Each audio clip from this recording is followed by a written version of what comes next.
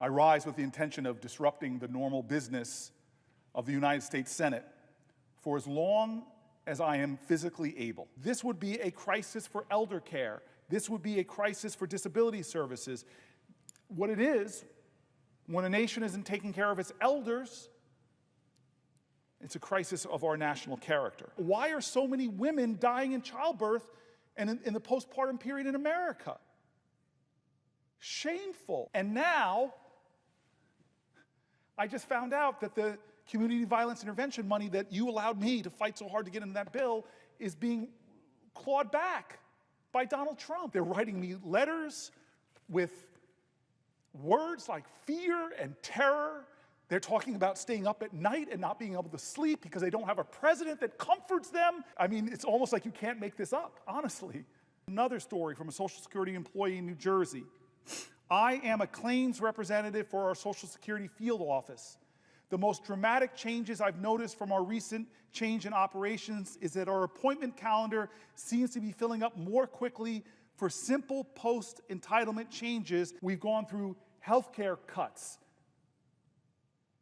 We've gone through Social Security being attacked and undermined and slashed. If you're revoking somebody's visa, make a phone call, tell them that you have 30 days to leave. But there should be due process. You should have to prove your claims in court. If this person is somehow allying with some kind of enemy, prove it. You don't need more tax cuts.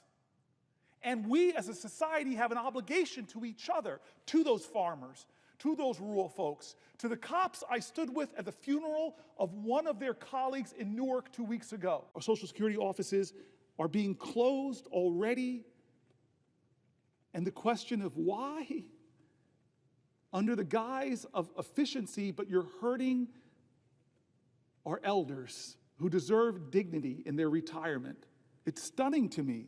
I've had farmers from New Jersey to Texas coming to my office about this president freezing contracts that we approved in a bipartisan manner, putting them in financial crisis. It's not right or left, it's right or wrong. It's not a partisan moment. It's an American moment. It's a moral moment. Does the wealth of our people, we have more billionaires than any other country, does that speak to the greatness of our nation? No. I think the things that speak to the greatness of a nation is how do we take care of each other? I ask you, are you better off than you were 72 days ago economically? I ask that question.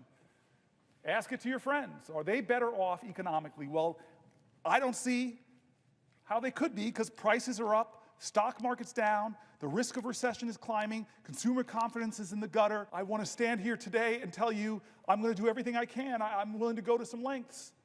But I am inadequate. You are inadequate. We're senators with all of this power, but in this democracy, the power of the people is greater than the people in power. This is a moral moment that more Americans need to stand up and say enough is enough. Moment where judges rule in his favor, and he praises them. They just don't rule for him.